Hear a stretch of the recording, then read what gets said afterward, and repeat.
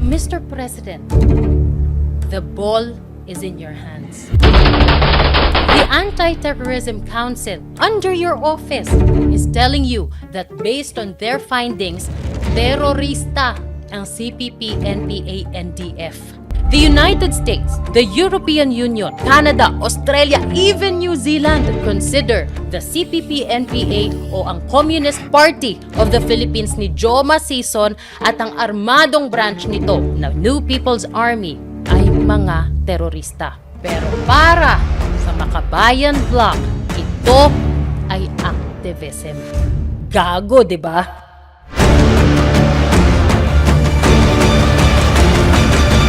The passage of the Anti-Terrorism Act of 2020 and the creation of the National Task Force to End Local Communist Armed Conflict and Attaining Inclusive and Sustainable Peace is the only way Bongbong can save the Marcos name for his sake and his late fathers. Now, to be fair, kay Duterte, the most consequential of his policies and the reason he is in The Hague right now is because of the war he launched.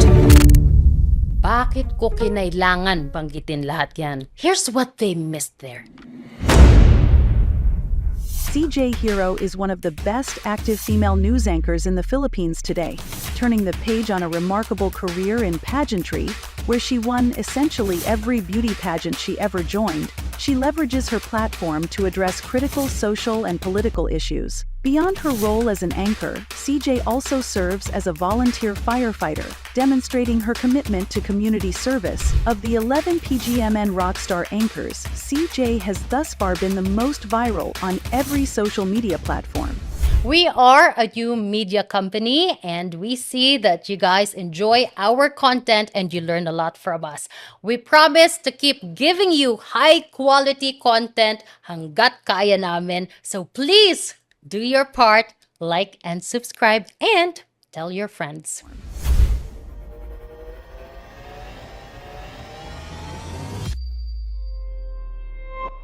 Midterm election is over. We have a new Congress coming in and everyone is gearing up for the second half of President Bongbong Marcos's administration. It's been one hell of a ride and we are just halfway through the year. The most loved Philippine president of all time, Rodrigo Roa Duterte, was brought to The Hague to face crime against humanity charges for his bloody drug war. My campaign against drugs will not stop until the last pusher and the last drug lord are...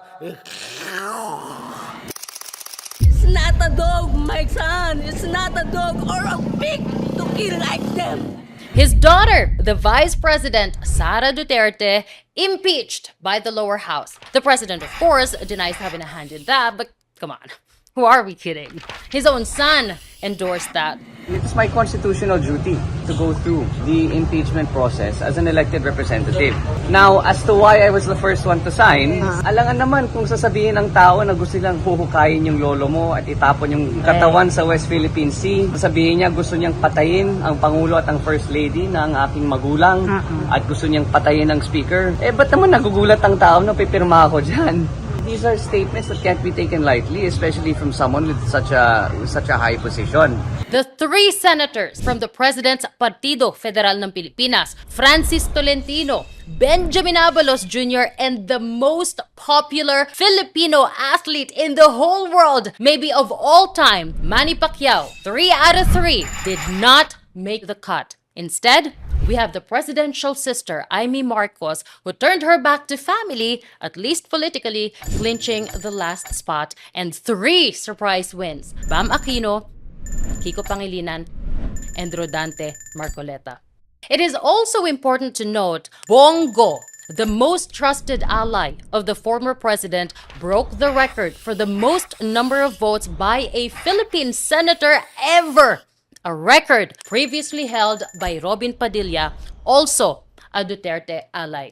Now, there are many factors that contributed to that outcome, but to deny the power of the Duterte name and legacy would be the misstep of the century. Probably even worse than painting Duterte as this blood-hungry maniac who had thousands of ordinary citizens killed, then badly carrying out the sinister plan to have him taken away, only for the guy to still enjoy 63% trust rating, his daughter 50%, and the sitting president at 32%. Bakit ko kinailangan banggitin lahat yan? Here's what they missed there. That bloody drug war was one of the major reasons people put Rodrigo Duterte in office to begin with, and why they continue to support him. The guy's popularity peaked at 91%, the highest in the country's history, and ended his term in 2022 with 87%, the highest approval rating in the country and in the world that time. But that drug war, in my opinion, was not even the most disruptive and transformative of his initiatives. That's not even why he is in The Hague right now. To me, the most consequential of his policies and the reason he is in The Hague right now is because of the war he launched against the CPP, NPA, NDF. Ito na mga komunista, hindi ko gustong spoiled brat. Akala mo sila yung nasa gobyerno kung mag-make ng demands. Kaya ako, pinatay nila yung during, sabi nila February 10, wala pang February 10, pinagpapatay na nila yung mga sundalo ko pati pulis, ay anak na. Wala na, sige, gira tayo. Then peace is not possible during our generation. I'm sorry. I'm not about to talk to them again.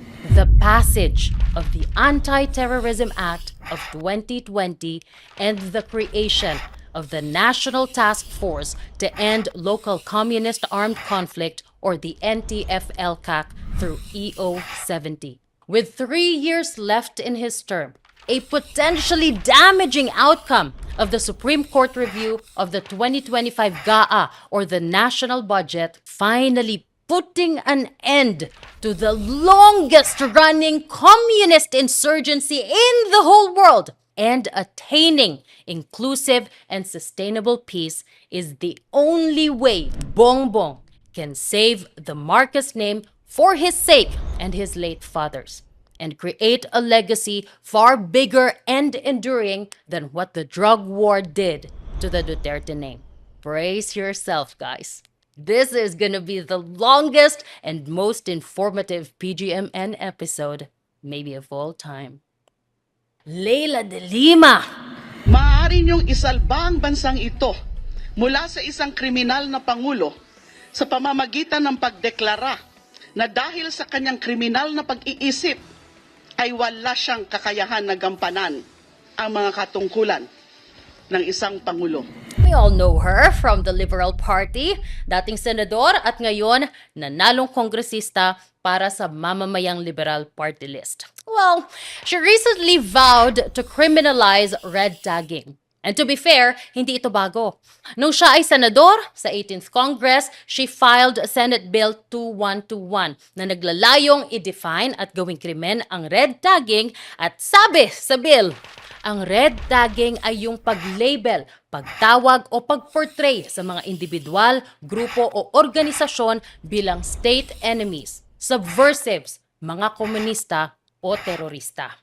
In February last year, 2024, the Supreme Court in Derudo versus Vinoya declared that red tagging is a threat to life, liberty, and security. At ito ang naging basihan ng COMELEC Resolution 11116 na explicitly nagbabawal sa red tagging, labeling, or vilifying individuals or organizations as communists, terrorists, or subversives without evidence during election campaigns. Election offense na yan ngayon. Punishable by imprisonment of up to 6 years and disqualification from holding public office. Ang bigat, di ba?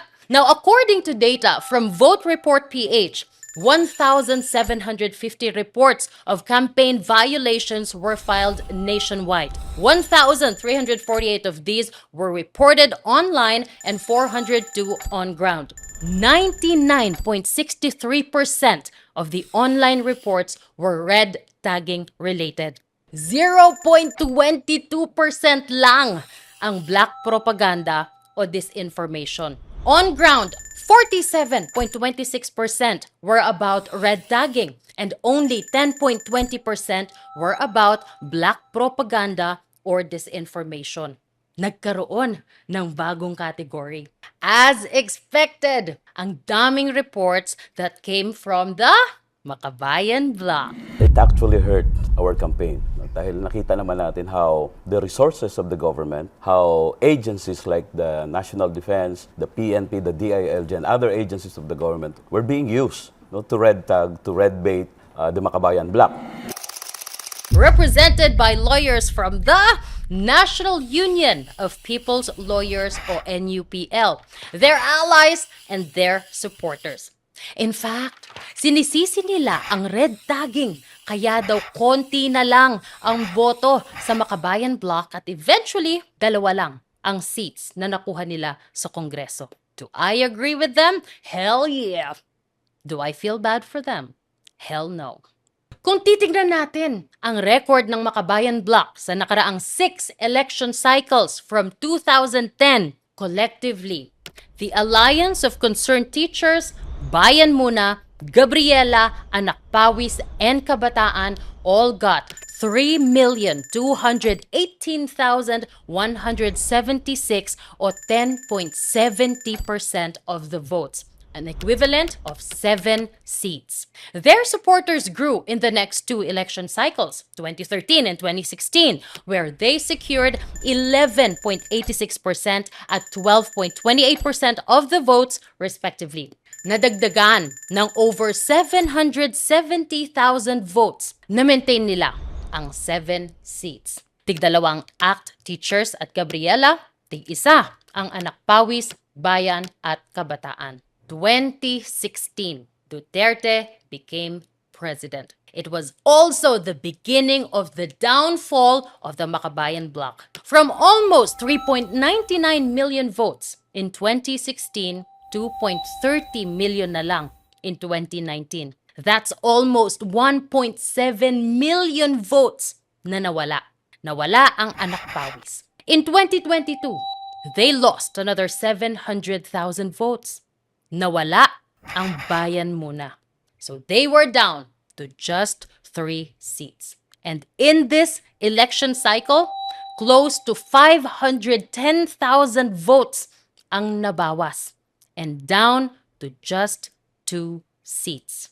Kabataan at ACT Teacher. Laglag ang Gabriela. From their peak of 3,988,816 votes in 2016 to just 1,085,680 nitong taon. And they blame it all on Duterte and his anti-insurgency, anti-terrorista, anti-komunista policies. They blame it on red tagging. Wala daw basihan yan.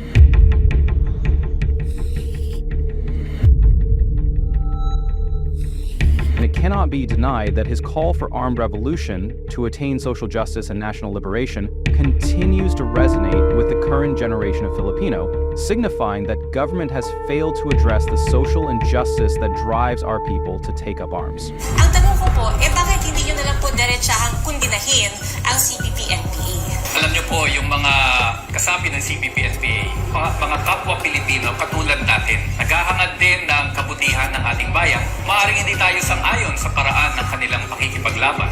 Kung ugat, kung bakit sila lumalaban ng pag-uusapan, tingin ko we have more in common than we have differences. Kaya para ho sa akin, dapat hindi sila tratuhin terorista, dapat hindi sila tratuhin kaaway.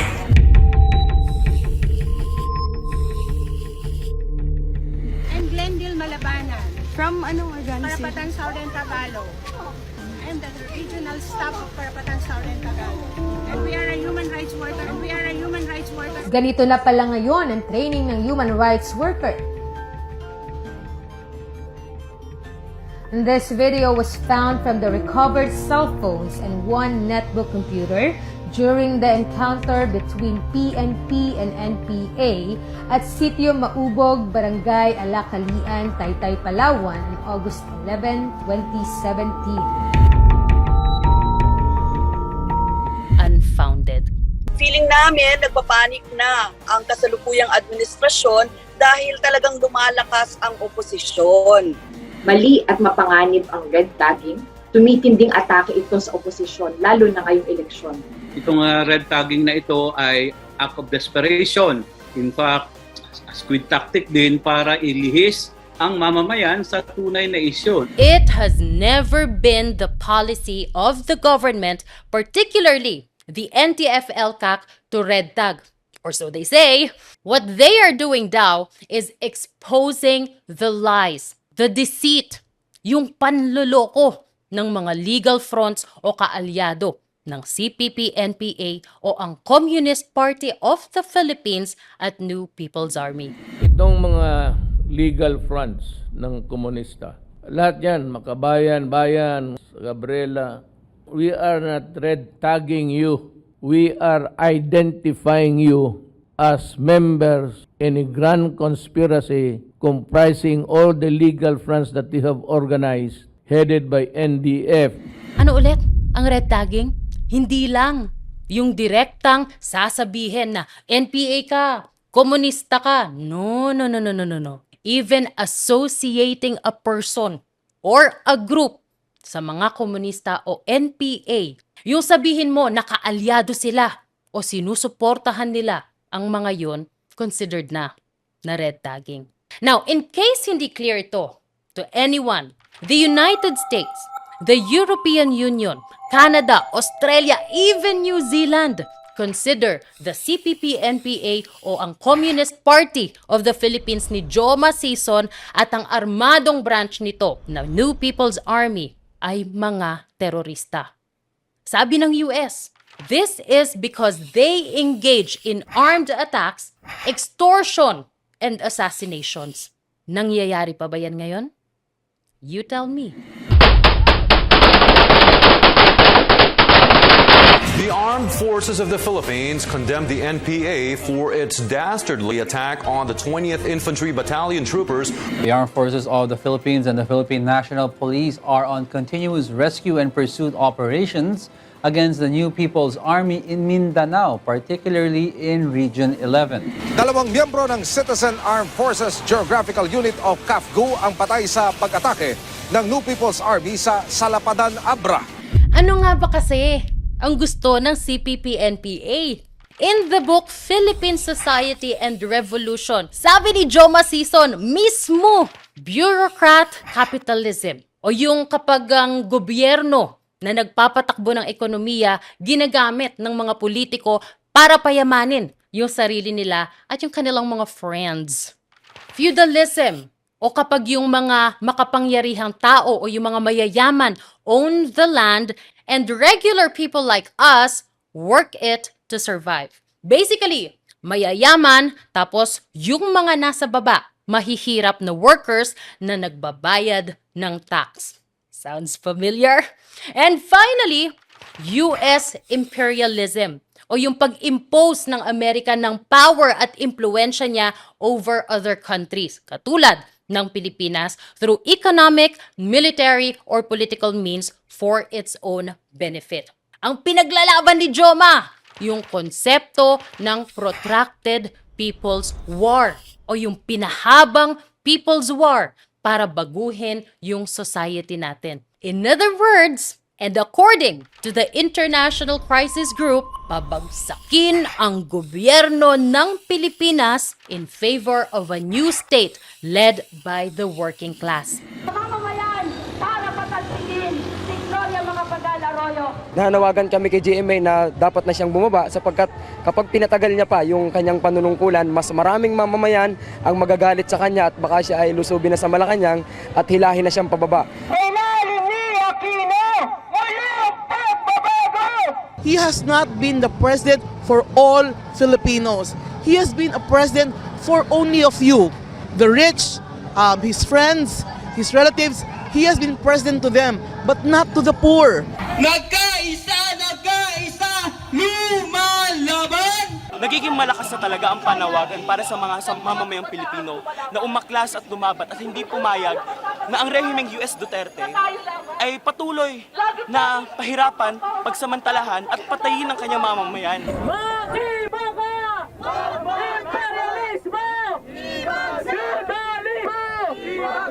Mahalaga na ma-realize ng Marcos administration na dapat 6% ng GDP ang inilalaan para sa budget sa edukasyon. Gandang pakinggan, di ba? And if said with so much feeling, so much conviction, magagalit ka talaga. Kaya nga, ang target na i-recruit to the NPA ay yung mga mahihirap, mga magsasaka. Ang pangunahing pwersa ng revolusyon ay magsasaka. Ibig sabihin, mapakikilos mga magsasaka, mapalalawak mo sa revolusyon at hahawak ng sandata kung sila inaapi sa lupa. Kasama, wala po tayong maaasahan kay Presidente Rodrigo Duterte. Ang mga katutubo, ang mga magsasaka, patuloy na magkakaisa at depensahan ang kabuhayan dahil kami ay pinapatay ni Duterte. Kami ay magpapatuloy sa paglaban at magpapatuloy sa pakikibaga. Tagaliblib na lugar na hindi naaabot ng serbisyo ng gobyerno. Mga tribo na nasa kabundukan. Yung IP, kailangan din kasing ma-recruit kasi kailangan ng NPA nung mga warriors mula sa IP kasi sila yung may alam dun sa kabundukan. Sila yung may alam sa terrain. Sila yung may alam sa kondisyon doon. Nilalapitan namin yung mga leader nila o kaya yung mga dato nila, no? Kinakausap namin. Tapos yun yung kinukumbinsi namin na makiisa sa kilusan. Pinapalaki namin yung issue nung IP, lalo doon sa usapin ng claim nila sa ancestral domain. Halimbawa, mayroong mga logging companies o kaya mining companies na pumapasok sa area ng mga IP pero sinasabi namin na yung buong kalupaan na andun yung mga IP, yan yung magiging scope ng operation ng mining companies or logging companies. Kaya yung mga IP, napapaniwala namin sa linyahang ganon, na sa totoo, isang lantarang panluloko yon sa mga IP para ma-agitate sila at sumama sa amin doon sa tinatawag naming armadong pakikibaka. The end goal is to recruit them into the movement para labanan ang gobyerno. Sa anong paraan? In February 1971, pinulong ni Joma yung CPP-NPA Central Committee members para pag-usapan na atakihin yung Manila Rally ng Liberal Party na lumalaban kay Marcos. Teorya ni Joma, we don't have to wait for these revolutionary leaps in the process of historical development. But we can create the situation ourselves. Maliit pa lang yung movement.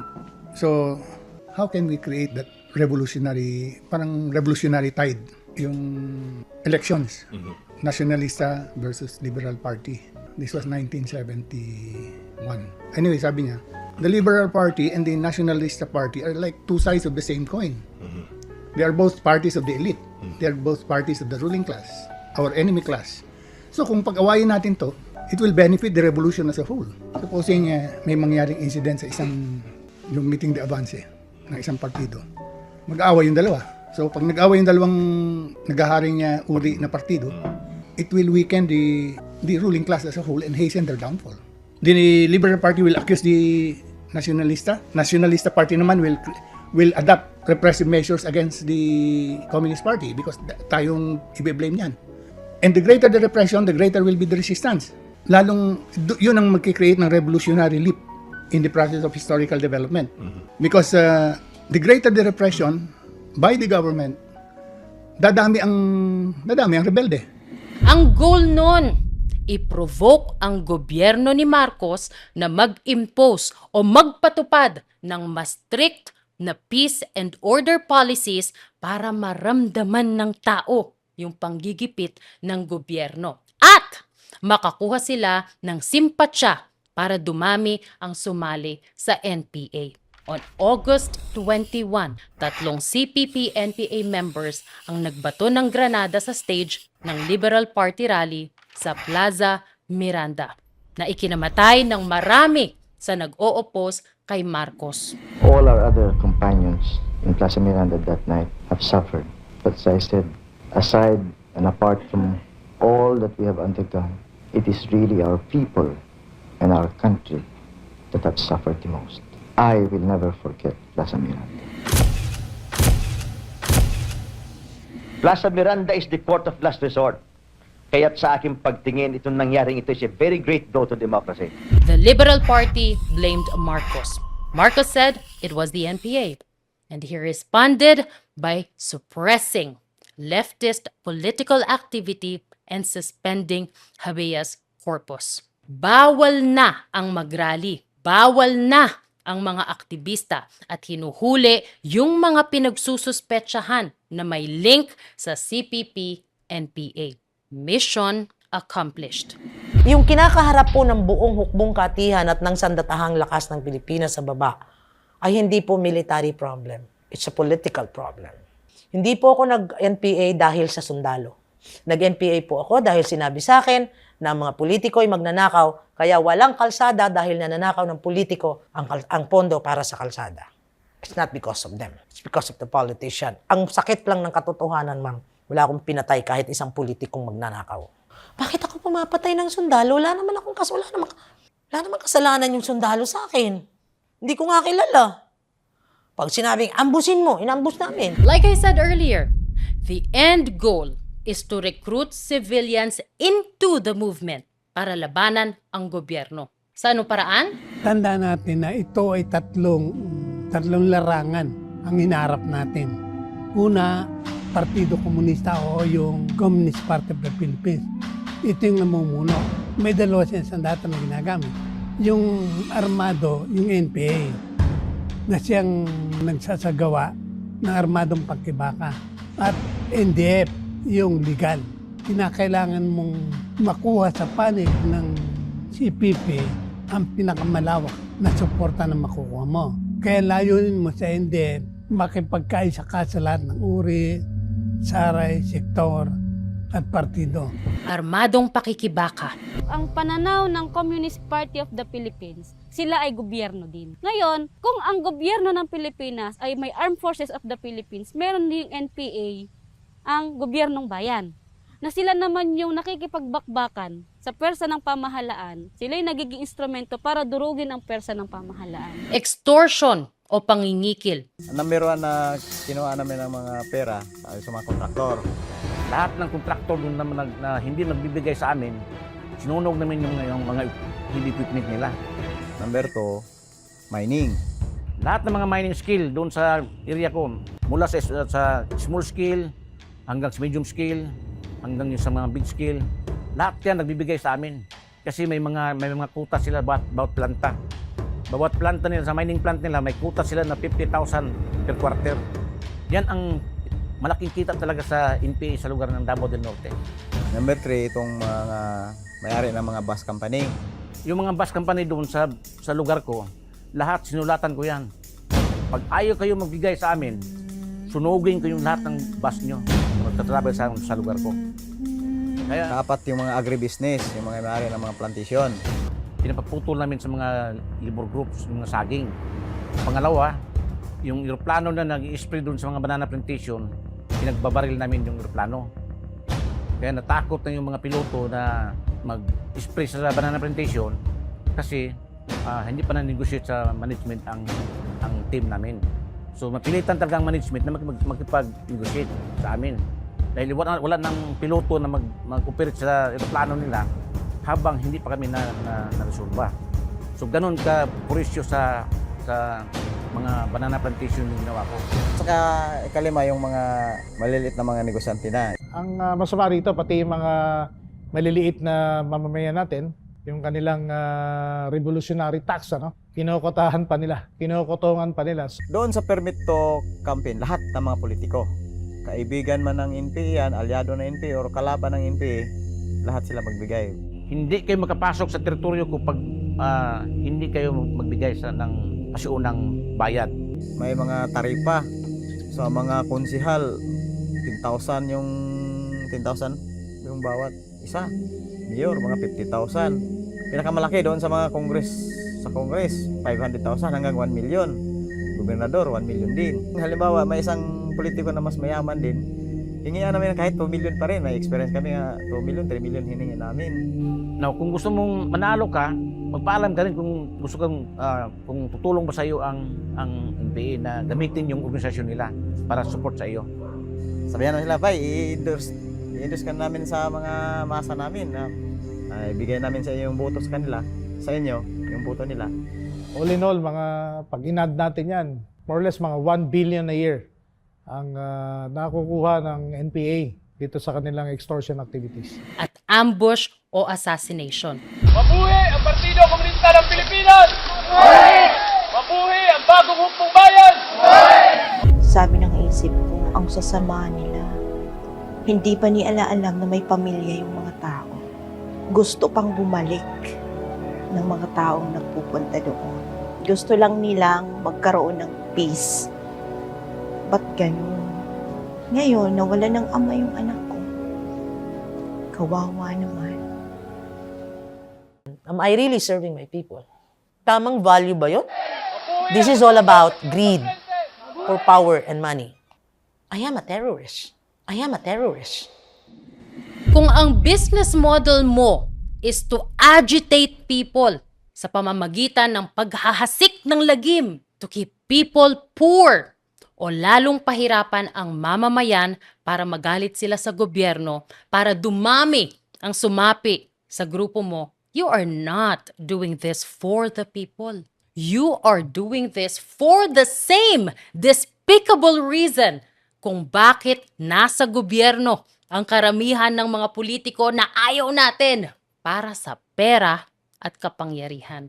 They are no different from the corrupt people in government that we all hate. Except, sila mas masahol pa. Kasi maliban sa humaharang na sa progreso sa mahihirap na lugar para panatilihing mahirap ang mga mamamayan, kumukotong na nga. Parang yung mga buhaya natin sa gobyerno ngayon. Naninira pa sila ng mga kagamitan, naninira ng mga pasilidad. Buti pa pala yung mga korap na nagbabakbak lang ng maayos na kalsada.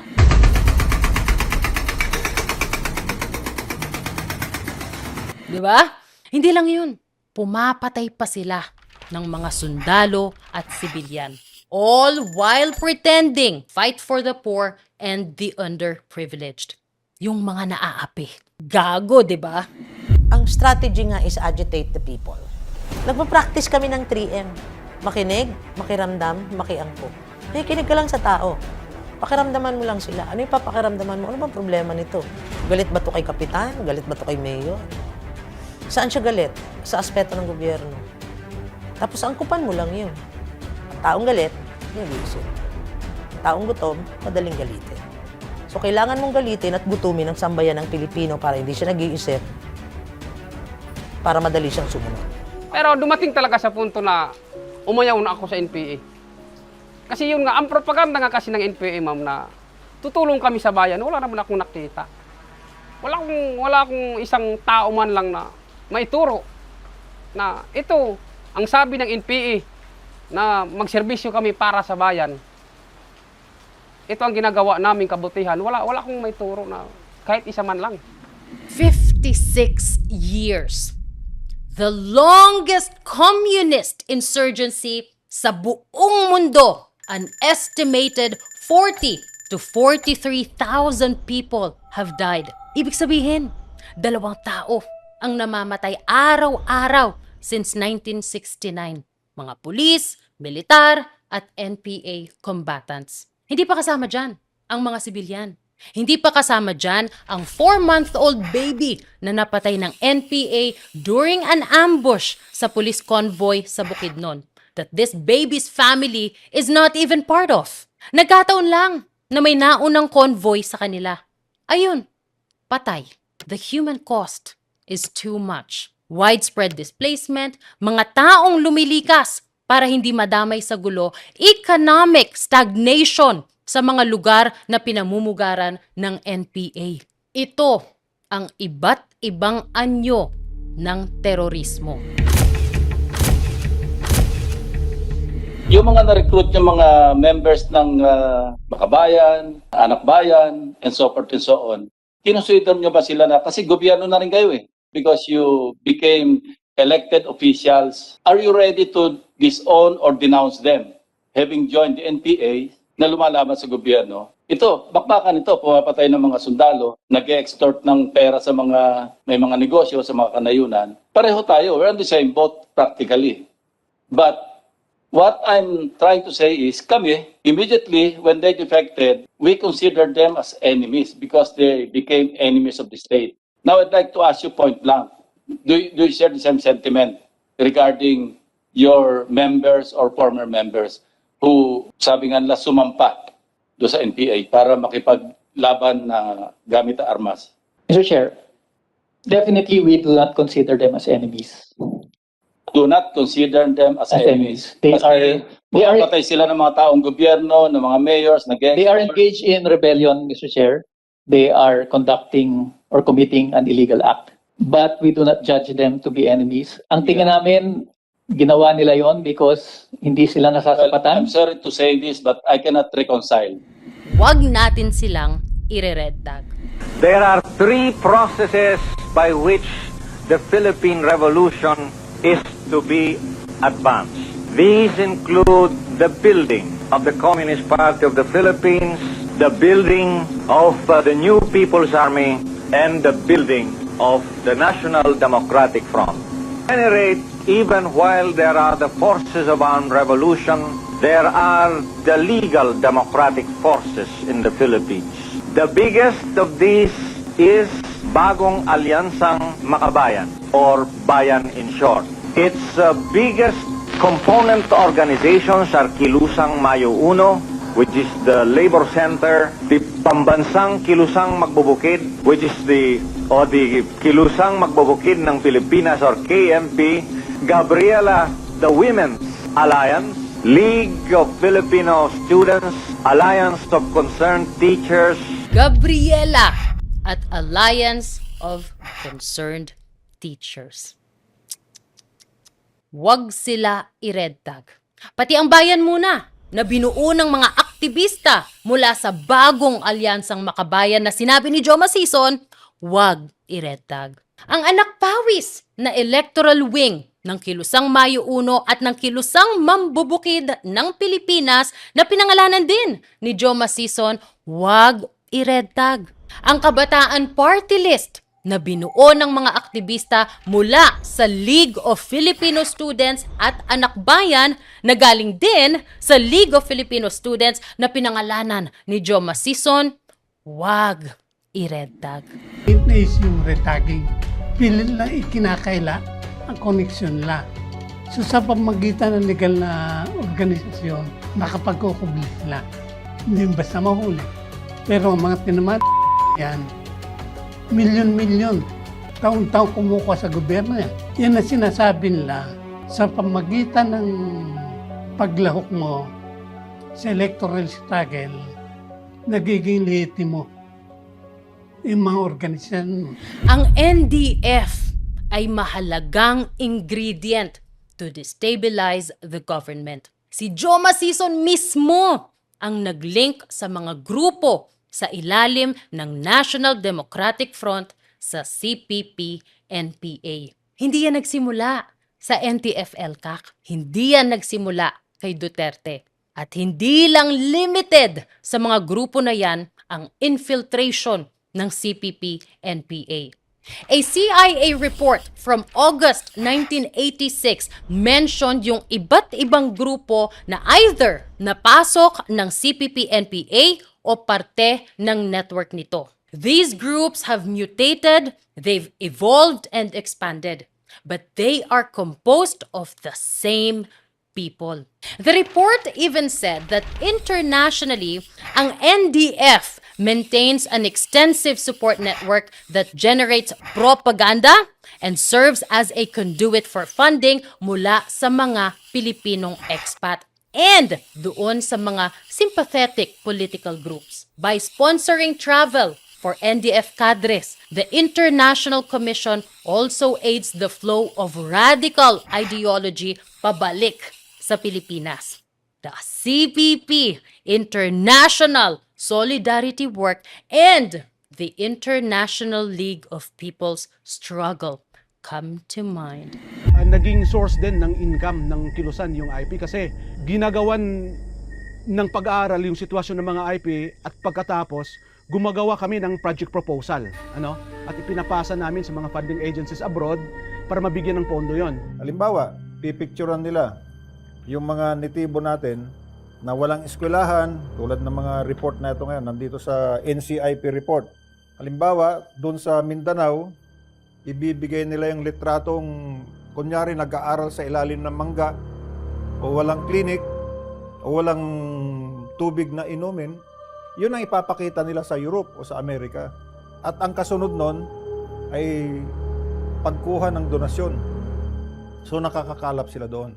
Nung nasa loob pa po ako ng institution po kung saan ito po yung Rural Missionaries of the Philippines ay nakakuha kami ng 32 million na budget from European Union. Pero in the previous year po nito, may nakakuha po kaming mga pera kung saan naabot ng 50 million, 100 million. Ganito kalaki yung perang natatanggap nila from donations.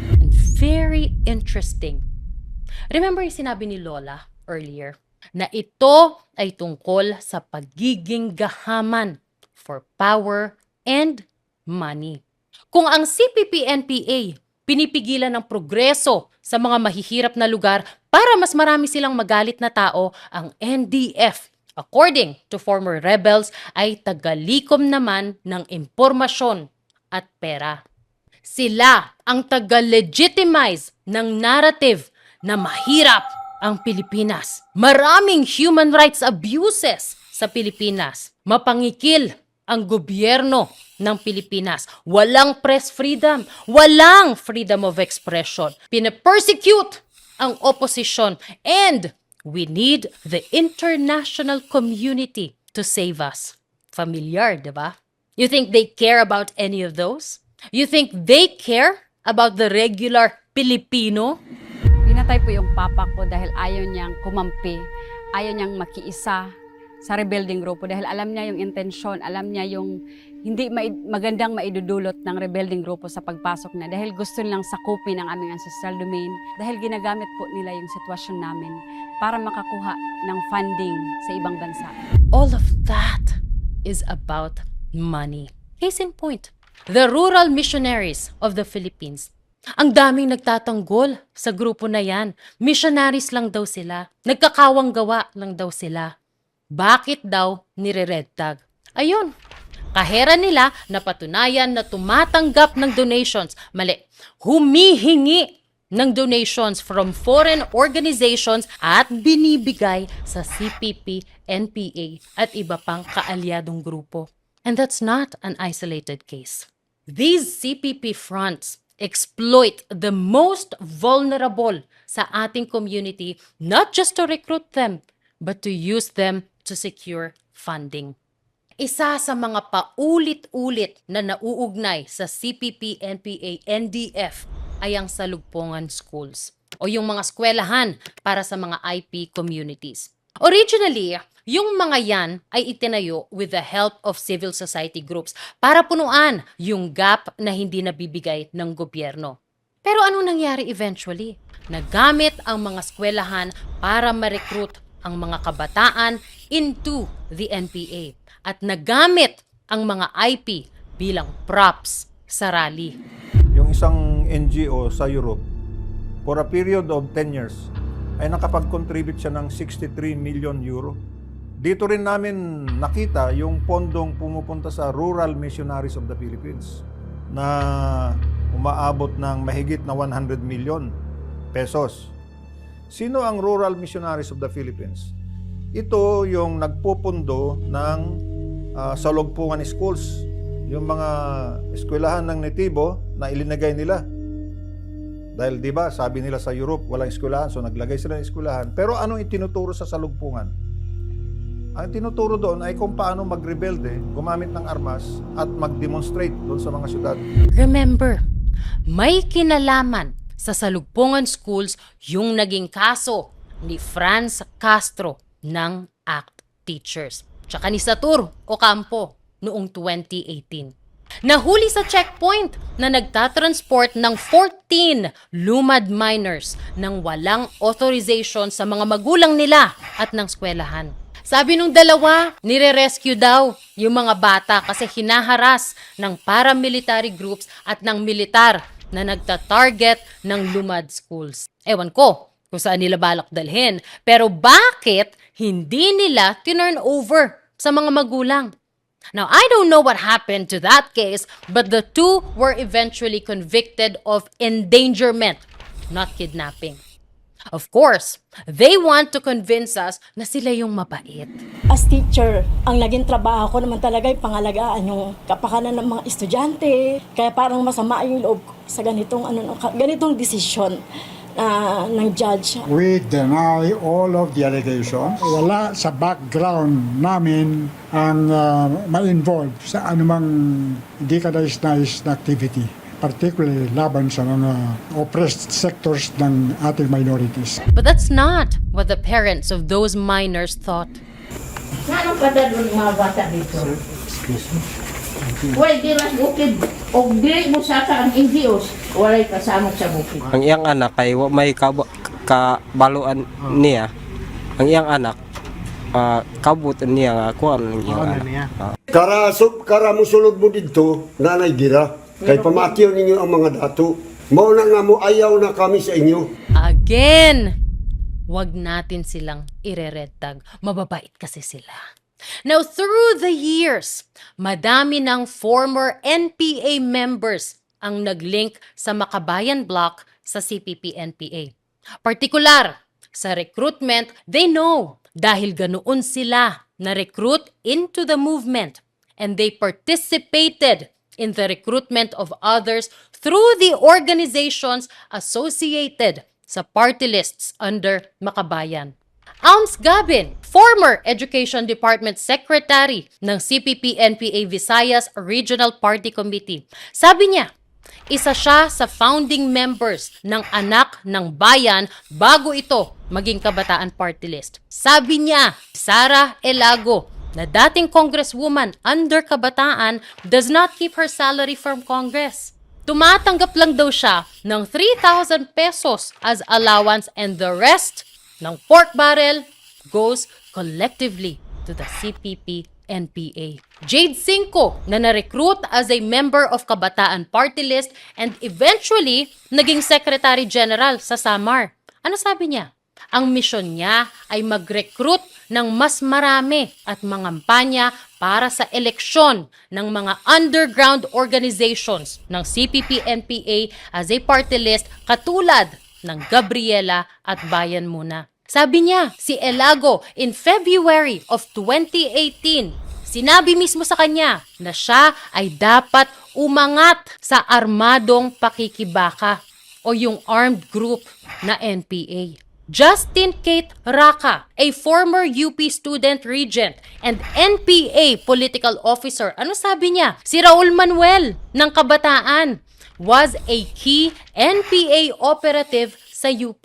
In fact, ang sabi niya, he even participated in a revolutionary integration program sa kampo mismo ng NPA sa Mindanao in 2017. Ako si Kate, graduate po ako ng UP Diliman at na-deploy ako bilang NPA dito sa Palawan, Bienvenido Bolivar Command. And I can attest doon sa sinabi ng mga nauna sa akin, hinggil doon sa pag-organize sa hanay ng mga kabataan. Dahil ako mismo ay nag-recruit ng mga kabataan para mag-NPA. At meron ngang quota actually, monthly. Bawat chapter ng Anak Bayan, Alay Sining, LFS, meron silang target na dapat merong KM chapter sa loob. Malapit kong kaibigan dati, comrade na si Raul Manuel, Sara Elago, at kasama sila sa planning ng mga ganitong activities. Mostly po, based on my experience, lahat po ng naangat na officers ng Gabriela ay members ng CPP-NPA. Yung iba, ayaw lang talaga nila ma'am aminin kasi lately pa lang po may former rebel na pinatay yung NPA. So, possible po na ano siya, medyo natatakot siya na mag-expose kung ano talaga yung totoo. Pero lahat po ng nagiging officers, requirement talaga na member ka ng CPP-NPA bago ka maging officer. Especially magiging spokesperson ka. Hindi ka makakapasok sa mga kampo na yan kung ikaw ay hindi NPA. Pero bawal natin i-red tag ang Kabataan Party List. Bawal, pati karapatan. I'm Glendale Malabanan. From anong organization? Karapatan Southern Tagalog. I'm the regional staff of Karapatan Southern Tagalog. And we are a human rights worker. Ganito na pala ngayon ang training ng human rights worker. This video was found from the recovered cell phones and one netbook computer during the encounter between PNP and NPA at Sitio Maubog, Barangay Alacalian, Taytay, Palawan on August 11, 2017.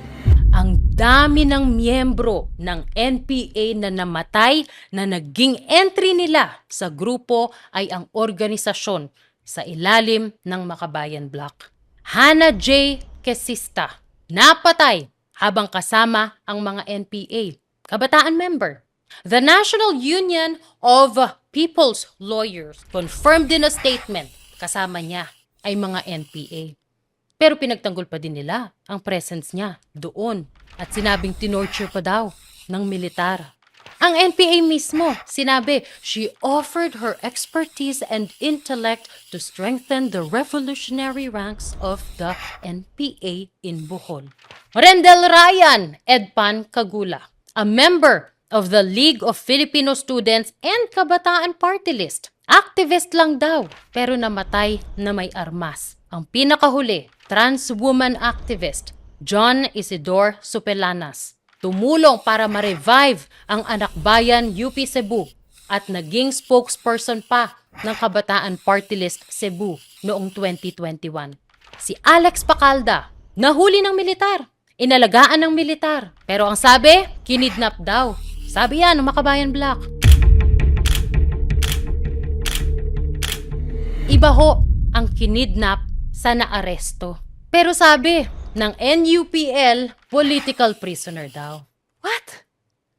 Ayun, imbis na tumalikod sa NPA, nakasuhan tuloy at nakakulong ngayon. Lahat yan, hindi natin malalaman at mapag-uusapan man lang kung maisabatas ang criminalization ng red tagging. Now, I don't know why Leila de Lima is so invested in this. Although malayong tita niya, yung asawa ni Joe Masison na si Julie de Lima, I never believed she was CPP. Hindi pwedeng hindi niya alam yung connection na yan. She was commissioner of the human rights nung panahon ni Gloria. Kaya nga mainit sa kanya, si retired General Jovito Palparan. Di ba? The butcher, according to the NPAs, dahil hinahunting sila.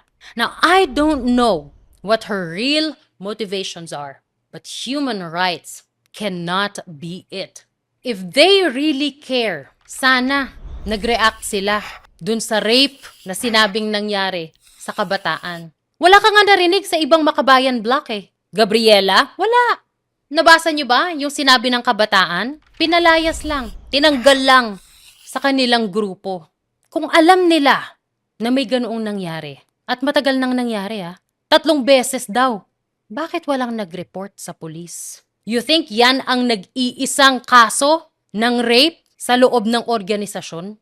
Madami na ang iba pang mga former rebels na na-recruit galing sa Gabriela, na-recruit galing sa kabataan, nagahasa sa loob ng kilusan. May narinig ba tayo? Wala. And you think they care? Dahil kung human rights sa konteksto ng communist insurgency ang pag-uusapan, hindi dapat mawala o baliwalain ang boses ng mga biktima at ng mga dating rebelde. na nagsasabi ng kanilang karanasan, katulad ni Arian Jane Ramos. Ang sabi nila, truth-telling is not a crime. It is about national security. It is high time that the government will realize, will recognize na ito po ay hindi problema lang sa electioneering, hindi ito problema ng politika. Problema po ito ng sambayan ng Pilipino against the violence of the Communist Party of the Philippines. Siyempre, yung mga kaalyado ng mga terorista, magugustuhan talaga na gawing krimen ang red tagging. What's next? Buwagin ang NTF-ELCAC.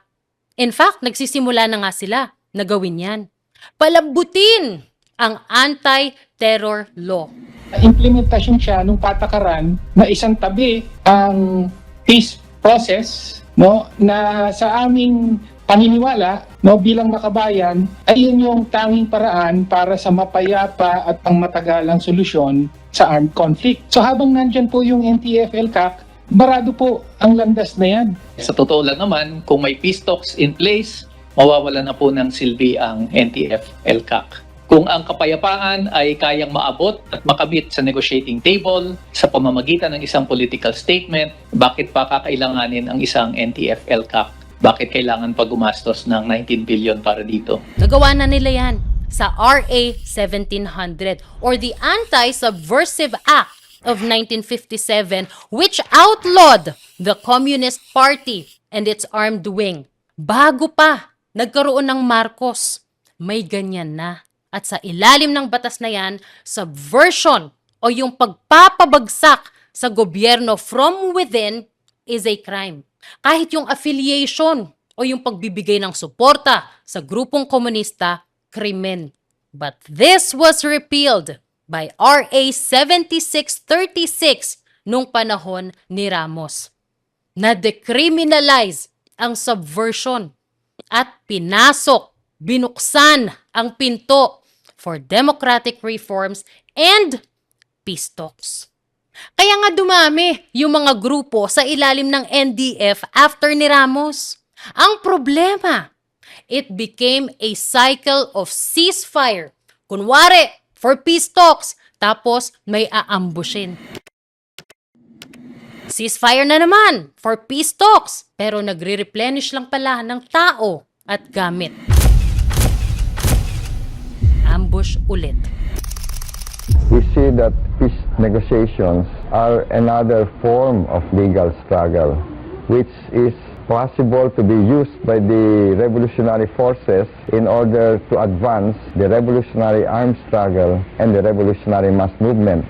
This other form of legal struggle, the peace negotiations, does not replace the revolutionary armed struggle nor the revolutionary mass movement. In fact, it should advance, it should support this revolutionary armed struggle as the main form of struggle, and the revolutionary mass movement, which is a more important struggle than the peace negotiations. Now, to be fair, kay Duterte, he really wanted to end that cycle. In fact, he went beyond the peace talks at sinama niya sa gabinete niya yung mga aktivista. Pero anong ginawa ng NPA? Nang ambush pa din, pumatay during a ceasefire. Tapos, push ng push for peace talks pa rin ang Makabayan Bloc ngayon. Now, speaking of peace talks, what they are not telling you though is included in their list of demands sa CASER o yung Comprehensive Agreement on Social and Economic Reforms, at least noong 2018, ay ang i-demobilize ang militar. Pwede ba yun? Tapos dapat involved daw ang NPA and mass organizations sa pagpapatayo ng infrastructure at businesses. Samantalang ngayon, hinaharang nila ang mga infrastructure work, lalong-lalo na kapag hindi sila nabigyan ng revolutionary tax. I-share daw nila yung kanilang skills, yung knowledge at manpower nila. Di ba kalokohan yun? Dito nga nagsimulang mabuo ang NTF-ELCAC. At sino ang nakapirma bilang legal consultant ng National Democratic Front? Attorney Edre Olalia, head ng National Union of People's Lawyers. NUPL, the same organization na kinabibilangan, mataas pa nga ang posisyon niya, ni Attorney Chrissy Conti. Same organization na kasama ng Makabayan Bloc representatives na nagsampa ng mga reklamong red tagging sa COMELEC. Pero, bawal i-red tag. Bawal questionin ang link o ties nila sa CPP-NPA. Kahit na palagi silang lawyer ng CPP-NPA cadres, mga rebelde na nahuhuli. May remedies naman sa red tagging. Mag-respond ka. Sabihin mo, hindi totoo. That in itself is a solution. May mga batas din tayo sa paninirang puri. Kasuhan mo. And if your life is in danger, may remedies din ang korte para dyan. Criminalizing it will only benefit the CPP, NPA, NDF. May narinig na ba kayo na ang CPP, NPA, NDF o kahit yung mga Makabayan Bloc na yan, may narinig na ba kayo na may kinasuhan sila na mga dating rebelde na tinuro sila at yung link nila sa CPP, NPA? May dinimanda na ba sila sa mga magulang ng mga na-recruit into the movement na nitong eleksyon very actively nangampanya against them? Isang buwan na lang po bago mag-eleksyon. Nakakatakot po para sa pamilyang Pilipino. Meron pong dalang panganib ang pagpasok nitong mga CPP-NPA front na Makabayan Bloc. Lalo na po kung mabuo nila yung kabag. Ito po yung Kabataan Party List, Health Workers Party List, Bayan Muna, ACT Teachers Party List at Gabriela. Ito po ang ikampanya natin, itong 5 party list na to, ipakilala natin kung gaano sila kasama at kung paano nila nire-recruit ang mga kabataan at ginagawang NPA. Kampanya po natin na huwag silang iboto. Tulungan nyo kami para po ito sa mga apo nyo, para to sa mga kabataan at mga susunod pang henerasyon. Naway mawala na po ang panganib sa loob ng eskwelahan o sa ating komunidad at mawala na po itong mga party list na nagnanakaw ng kaba ng bayan ng ating mga pinaghirapan para lang po gamitin sa pagsuporta sa NPA. Dahil sa kanilang koneksyon sa CPP-NPA, walang nagdemanda. Bakit? Because they know the truth. May bago na tayong kongreso. Isa sa mga hiniling ng biktima ng rape na galing sa Kabataan Party List ay mag-imbestiga ang Senado. So sa ating bagong kongreso at Senado, if you really care para sa ating kabataan o mga kababaihan, investigate your own. Hindi pwedeng untouchable ang mga kasamahan ninyo dyan. And I bet you, kapag ginawa ninyo ang hearing na yan, pareho lang ang makikita natin. Ang malinaw na koneksyon ng NDF sa CPP-NPA. They are one. They work as one. It's an open secret. So again, I dare you, investigate in aid of legislation. And now, let me address you, Mr. President. We all agree the CPP-NPA is a terrorist organization. We all know that the NDF is an important element para matupad ang goals to replace the existing government system. The CPP-NPA was designated as a terrorist organization by the Philippine government under the Anti-Terrorism Act of 2020. In 2021, the Anti-Terrorism Council, or ATC, has designated the National Democratic Front, or NDF, as a terrorist organization because of their links sa communist rebels. There's overwhelming evidence of this. Designation by a government body is one thing. Proscription or officially declaring a group as terrorists through a court declaration is another. In 2018, the DOJ, or the Department of Justice, filed a petition with the Manila Regional Trial Court to declare the CPP-NPA as terrorist organization under the Human Security Act of 2007. Wala pa pong anti-terrorism law niyan. And under the HSA, the government is allowed to proscribe groups as terrorist organizations, in this case, because of causing fear, endangering lives, and destabilizing the government through their armed struggle and violent attacks. In 2020, naipasa ang Anti-Terrorism Act. Iba na ang framework for designating terrorist groups. Sa ilalim ng bagong batas, ang authority to proscribe lies exclusively with the Court of Appeals, not the Regional Trial Court. The court's decision on the 2018 petition of the DOJ came out in 2023. Kaya ang sabi ng Manila Regional Trial Court, wala daw sa jurisdiction nila even though the petition was filed when the HSA was in effect. Sabi din ng korte, kahit sa tingin natin terrorism ang ginagawa ng mga grupo, ang gusto daw nila ay baguhin ang gobyerno. Ito daw ay rebellion, kahit ang ginagawa nila ay terorismo. So Mr. President, the ball is in your hands. It has been 2 years. The Anti-Terrorism Council, under your office, is telling you that based on their findings, terorista ang CPP, NPA, NDF. Lumibot po kayo sa buong bansa. Yan din ang sasabihin ng majority, maybe an overwhelming majority ng mga Pilipino.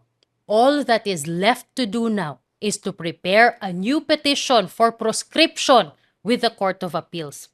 You have just 3 years left in your term. Tapusin mo na ang kalokohang ito. Your father failed to end this communist insurgency. It even caused his downfall. Be the one to do that, and you will leave a respectable legacy when you step down in 2028.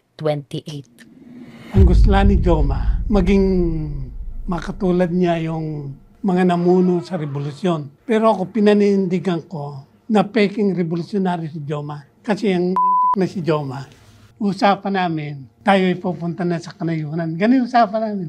Lahat kami, nag-uusap kami. Dahil ang pamilya natin bahagi ng inapi. At kung magtatagumpay tayo, ay makikinabang din sila. Kaya iwanan ninyo na yung pamilya nyo. Iwanan natin. Eh, yun. Iniwan namin lahat yung pamilya namin. Yung palang pamilya niya, kasama pala niya si Julie. Awa ng Diyos, yung asawa ko nag-asawa na iba. Kala patay na ako. Ako bilang NPA, ma'am, naniniwala ako, ang isang lugar hindi magiging progresibo pag nandyan ang armado. Because we don't want progress. Don't want that. At the end of the day, sometimes you would think, was it worth the death of a soldier? Was that operation worth the death of a soldier? So, the only way to make their sacrifices not in vain is actually to really see to it that we pursue the success of this campaign. Because if this will just result to nothing, then the deaths will be senseless. Maraming namamatay on both sides. Alalahanin mo, parehong Pilipino yan. But I still fight for what is right. Only that, I'm not using guns and bullets. So saka ko na-realize, pwede pala. Pwede palang tugunan ang problemang social, political at economical ng bayan na hindi mo na kailangang pumatay pa. I am CJ Hero for PGMN.